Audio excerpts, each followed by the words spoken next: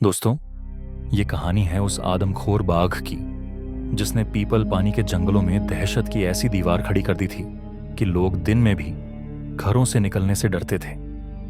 तो चलिए चलते हैं उन रहस्यमयी जंगलों की ओर जहां सर जिम कॉर्बेट का सामना हुआ था पीपल पानी के आदमखोर बाघ से। साल था 1927।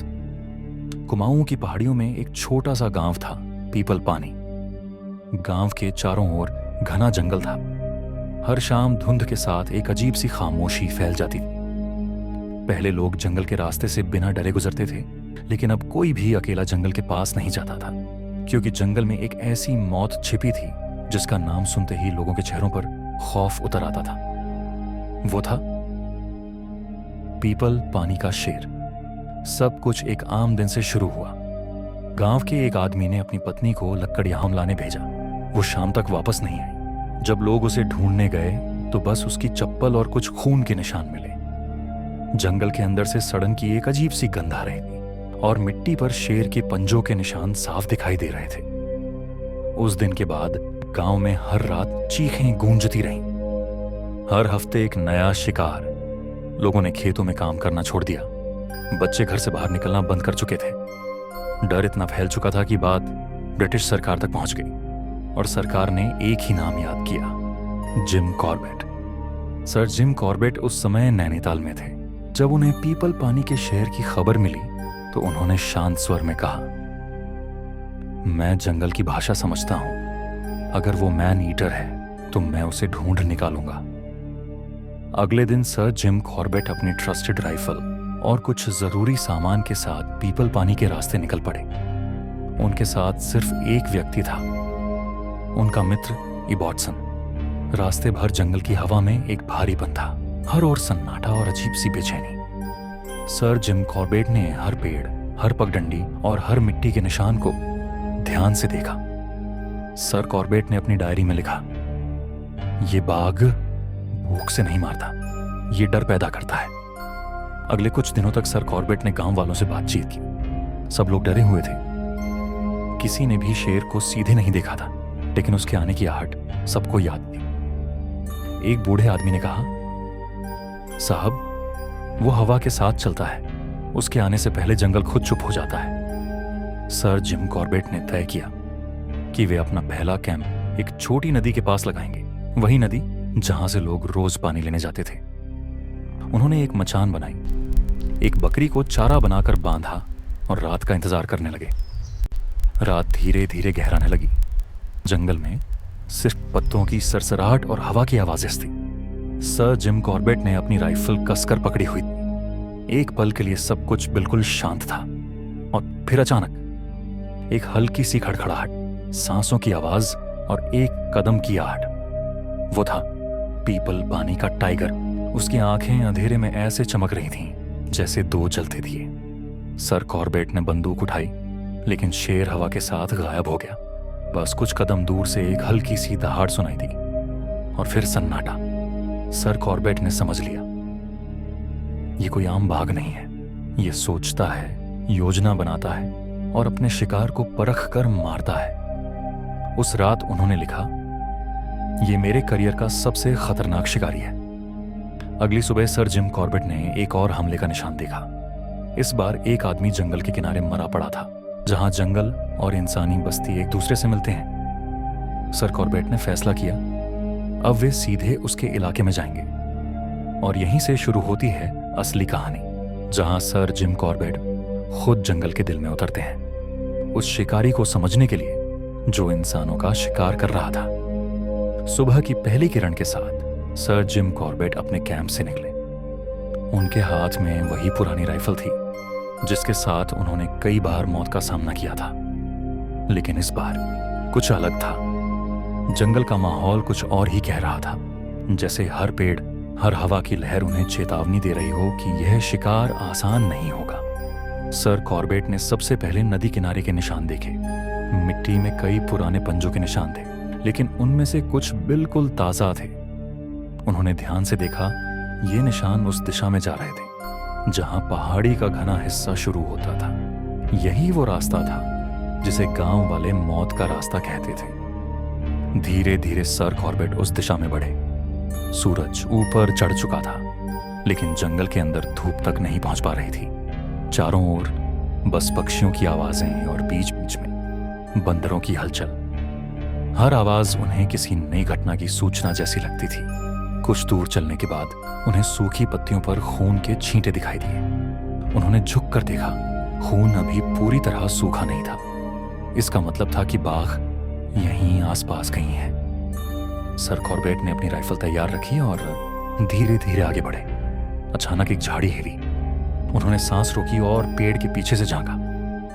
वहां एक जंगली सुअर था, डरा हुआ, कांपता हुआ।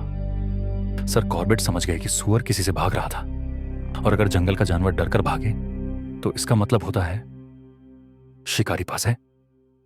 उन्होंने खुद को एक बड़े साल के पेड़ के पीछे छिपा लिया। चारों ओर सन्नाटा छा गया। कुछ देर तक कुछ नहीं हुआ। फिर हवा के साथ एक हल्की सी गंध आई, वो गंध जो सिर्फ एक मांसभक्षी जानवर के पास से आती है। सर कॉर्बेट ने धीरे से अपनी राइफल की नली उस दिशा में मोड़ी। कई मिनट बीते, लेकिन कुछ दिखाई नहीं दिया। फिर अचानक झाड़ियों के पीछे से दो सुनहरी आंखें चमकी। वो था पीपल पानी का टाइगर। वो धीरे धीरे सरकता हुआ आ रहा था। उसकी चाल में एक अजीब आत्मविश्वास था, जैसे उसे पता हो कि सामने कौन है। सर कॉर्बेट ने राइफल उठाई, लेकिन तभी हवा की दिशा बदल गई। बाघ ने सर कॉर्बेट की गंध सूंघ ली। उसने एक तेज दहाड़ मारी और झाड़ियों में गायब हो गया। पूरा जंगल उस दहाड़ से गूंज उठा। पक्षी उड़ गए, बंदर चिल्लाने लगे और सर कॉर्बेट कुछ पल वहीं खड़े रह गए, शांत, स्थिर, लेकिन पूरी तरह सतर्क। उन्होंने जाना कि अब बाघ उन्हें देख चुका है। अब वो खुद भी शिकार बन चुके हैं। उस शाम सर कॉर्बेट वापस कैंप लौटे। उनके चेहरे पर थकान थी, लेकिन आंखों में दृढ़ता। उन्होंने अपनी डायरी में लिखा, अब ये मुकाबला बराबरी का है। वो मुझे पहचान चुका है और अब खेल शुरू हो चुका है। रात हुई। जंगल के ऊपर काले बादल छा गए, बिजली चमकने लगी। बारिश की पहली बूंदों के साथ सर कॉर्बेट ने अपनी मचान पर जगह ली। नीचे बकरी को बांधा गया था और आसमान में सिर्फ गरज की आवाजें गूंज रही थीं। घंटों बीत गए, लेकिन कुछ नहीं हुआ। फिर अचानक बकरी ने जोर से आवाज की। कॉर्बेट ने ध्यान से देखा। अंधेरे में दो आंखें फिर से चमकी। इस बार वो दूर नहीं था। कॉर्बेट ने राइफल का निशाना लगाया, लेकिन बिजली चमकने के साथ शेर ने छलांग लगाई और अंधेरे में गायब हो गया। बारिश रुक गई थी, लेकिन हवा में अब भी उसका डर फैला हुआ था। कॉर्बेट ने खुद से कहा, यह बाघ सिर्फ जंगल का राजा नहीं, ये एक चालाक योद्धा है। अगली सुबह उन्होंने बकरी के पास के निशान देखे। बाघ ने हमला नहीं किया था, बस चक्कर लगाकर गया था, जैसे वो खेल रहा हो। कॉर्बेट ने समझ लिया कि यह टाइगर उन्हें परख रहा है। वो जानवर से ज्यादा एक सोचने वाला शिकारी है। अब सर कॉर्बेट ने अपना प्लान बदला। उन्होंने तय किया कि वो उस बाघ को उसके इलाके में जाकर सामना करेंगे, न कि सिर्फ मचान से। उन्होंने गांव के लोगों को आश्वस्त किया, अब डरने की जरूरत नहीं। जब तक मैं जिंदा हूं, ये बाघ किसी और को नहीं ले जाएगा। उनकी आंखों में आत्मविश्वास था और आवाज में वो दृढ़ता जो केवल सर जिम कॉर्बेट में थी। उन्होंने अपने दो बंदूकधारियों को साथ लिया और पहाड़ी की ओर चल पड़े, वही रास्ता जहां से बाघ हर बार निकलता था। सूरज डूब चुका था, चारों ओर अंधेरा फैल गया, और इसी के साथ शुरू हुआ वो पल जिसने सर जिम कॉर्बेट को इतिहास में अमर बना दिया। अंधेरा छा गया था, जंगल पूरी तरह शांत, सिर्फ हवा की हल्की सरसराहट और कहीं दूर गहराती नदियों की आवाज। सर जिम कॉर्बेट अपने साथियों के साथ पहाड़ी की चढ़ाई कर रहे थे। हर कदम सोच समझकर उठाया जा रहा था, क्योंकि अब यह सिर्फ शिकार नहीं, बल्कि जीवन और मृत्यु का खेल बन चुका था। कुछ दूर आगे सर कॉर्बेट ने ताजा पंजों के निशान देखे। निशान सीधे उस गहरे जंगल की ओर जा रहे थे, जहां सूरज की किरणें भी नहीं पहुंचती थी। उन्होंने अपने बंदूकधारियों से कहा, अब चुपचाप चलो। ये बाघ बहुत चालाक है, इसे भड़काना नहीं है। जैसे ही वे आगे बढ़े, एक झाड़ी हिली और वहीं सुनहरी आंखें दिखाई दी। पीपल पानी का टाइगर। उसकी चाल शांत लेकिन निश्चित थी। सर जिम कॉर्बेट ने राइफल संभाली और धीरे धीरे निशाना साधा। टाइगर ने उनकी ओर देखा और एक लंबी दहाड़ के साथ हमला करने की कोशिश की, लेकिन सर कॉर्बेट ने धैर्य बनाए रखा। उन्होंने धीरे से ट्रिगर दबाया, एकदम सटीक शॉट, और बाघ वहीं गिर पड़ा। जंगल में अचानक सन्नाटा छा गया। चारों ओर डर की जगह शांति और राहत ने ले ली। सर जिम कॉर्बेट ने बाघ के पास जाकर देखा। उसकी उम्र काफी थी, दांत और पंजे पुराने घावों से टूटे हुए थे। यह समझना आसान था कि बाघ इंसानों का शिकार क्यों करता था। उसकी पुरानी चोटों और कमजोर शिकार के कारण वह अब जंगल में अपनी भूख नहीं पूरी कर पा रहा था। सर जिम कॉर्बेट ने डायरी में लिखा, इस बाघ ने केवल अपना जीवन बचाने के लिए इंसानों को शिकार बनाया। यह आतंक नहीं, बल्कि भूख और मजबूरी थी। उन्होंने बाघ का सम्मान किया, उसकी तस्वीर खींची और उसकी ताकत और चालाकी को नोट किया। बाघ की मृत्यु ने गांव में खुशी और राहत दोनों फैला दी। लोग अब खेतों में काम करने लगे, बच्चे बाहर खेलने निकले। लेकिन जंगल के लोग और सर जिम कॉर्बेट जानते थे कि यह केवल जीवन और प्रकृति का नियम था। कभी भी इंसान और जंगल का संतुलन भंग हो सकता है। उस दिन सर जिम कॉर्बेट ने गांव के लोगों से कहा, जंगल में हर जीव का अपना स्थान है। अगर हम उसका सम्मान करेंगे तो शांति बनी रहेगी। पीपल पानी के टाइगर की कहानी ने उन्हें और भी प्रसिद्ध कर दिया। लेकिन सर जिम कॉर्बेट ने इसे केवल एक शिकार नहीं माना, उन्होंने इसे सीखने और समझने का अनुभव माना। उन्होंने भविष्य में हमेशा यही सिद्धांत अपनाया, शिकार तभी जब जरूरत हो और हमेशा प्रकृति का सम्मान करें। गांव वालों ने सर जिम कॉर्बेट का दिल से सम्मान किया। उनकी बहादुरी, धैर्य और ज्ञान के कारण ही पीपल पानी के लोग सुरक्षित रह सके और जंगल में फिर से शांति लौट आई।